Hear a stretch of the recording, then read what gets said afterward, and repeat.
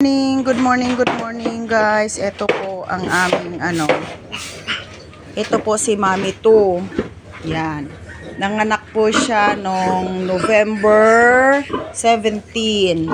Ang kanya pong mga piglets ay 15 pieces. At isa ang parbo. Ayan. Ayan po si Mami 2. Nakabartalana na siya. Mahilig sila kapag bagong panganak na mayroong mga damit-damit na nakakalang. Ayan ang kanyang mga babies. Hello! At ngayon naman po, dito tayo kay Mami 1. Hello Mami 1, good morning. At yan po ang kanyang mga babies. Nanganak naman po siya ng November 21. Meron po siyang 11 pieces piglets na buhay. At merong isang parbo, 3 po sa kasamaang palad ang nasawi. Ayan, sobrang likot niya kasi guys. Tsaka nakawala siya. As nung paglipat dito, kasi kalilipat lang dito sa Bartolina niya. Ayun, siguro nauntog-untog yung tiyan niya sa sobrang bigat ng katawan niya. Ayun, kawawa naman na tuloy yung Ang lalaki pa naman ng babies niya. Mga haba ng katawan, tingnan nyo guys. Diba? Nakakatuwa. Wala pong halong black, as in pure white po siya. Ang kanya pong mother, ito po si Mami 1 ay F1, lahing F1. Tapos yung kanila pong mga babies ay lahing large white po. Lahing large white. Kaya yan, makikita nyo guys, mahaba yung katawan nila. Tapos wala ka pong makita kahit batik. Pure talaga na white. Ay, nakakatuwa. Hello, mga babies. Kaya meron po kaming 26 pieces na nabiik. Nangyari dun. Ayan guys. Nakakatuwang tingnan na yung pinaghirapan mo ay makikita mo na ng ganyan. Pero talagayin pa yan. Sa sinasabi ko nga, sana ay bago hanggang sa maibenta siya, hanggang sa ma-dispose siya ay kumpleto pa rin ang bilang. Okay? O, ayun. May mga nandudukot ng pagkain, no? Nangangawat ng pagkain, ha? Nakaswerte sila, ha? Kayo, ha? Nandudukot kayo ng pagkain. Ito naman po ay para dun sa dalawang F1. Ipapasok po yun mamaya. Dalawang F1. Yan, tag-isa sila. Kasi malapit na rin po yung masumpitan. Papasumpitan na rin po namin yun. If God's will, by last week po ng November, magsusumpit na naman. Ayan. Kaya, unti-unti lang. Actually, itong mga ilalabas na to sa January. Kasi na yan eh. Pwede na yan January. Bali, guys, pangbawi lang talaga sa gastos. Kasi lahat dito talagang gastos, as in kulang pa. Kaya hindi pa talaga totaling masasabi kong meron.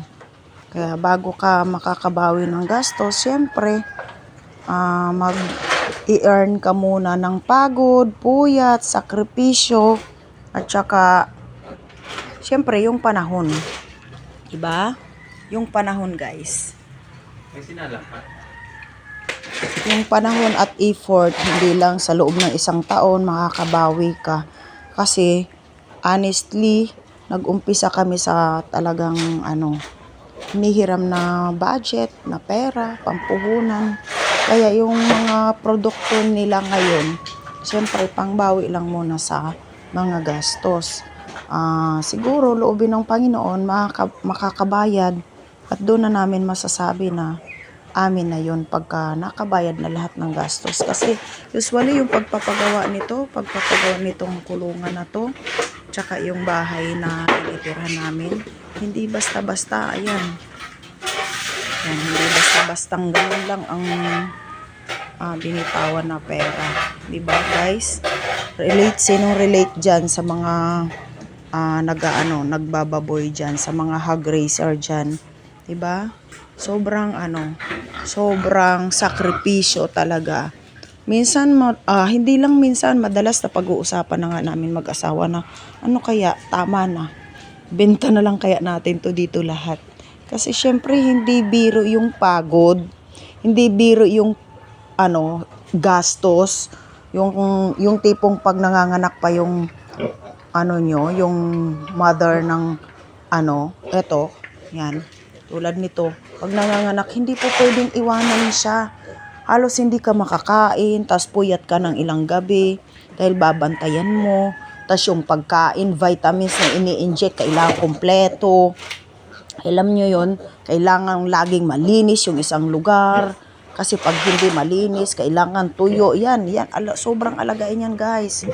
Maiwanan mo lang yan na nakatayo yung nanay. Siyempre, ka. Kasi pag naapakan, actually nung last year kasi, meron kaming namatay na isang piglet kasi naapakan ni Mami Juan. Ito, anak yun nito ni Mami Juan. Yung pangalawang anak na kasi nila to eh. Yung unang anak, ayan po yung unang anak ko. Anak po yan ni Mami Juan at saka ni Mami to. May mga batik, yan. May mga batik-batik yung ibang lahi. Ayan. Kaya talagang ingatan talaga ang mga piglet. Kapag tumayo si mother, kailangan nakabantay ka kasi naaapakan. Hindi pa ganun kabilis kumilos yung mga piglets natin. At saka hindi pa sila aware sa ganung mga pangyayari. No? Kaya kailangan talagang alaga, effort, pagod, puyat, hindi na makakain, halos hindi na makaihi. Diba? Tapos yung mga buyer na ganun-ganun lang sila makabarat. Kaya guys, shout out sa mga buyer na masyadong barat. Huwag naman po kayong ganyan kasi sa totoo lang yung hindi biro po ang magbuhay at mag-alaga ng baboy. No? Yung pagod, puyat, sobra. Kala nyo ba tiba-tiba ang mag-alaga ng mga ganito? Hindi po.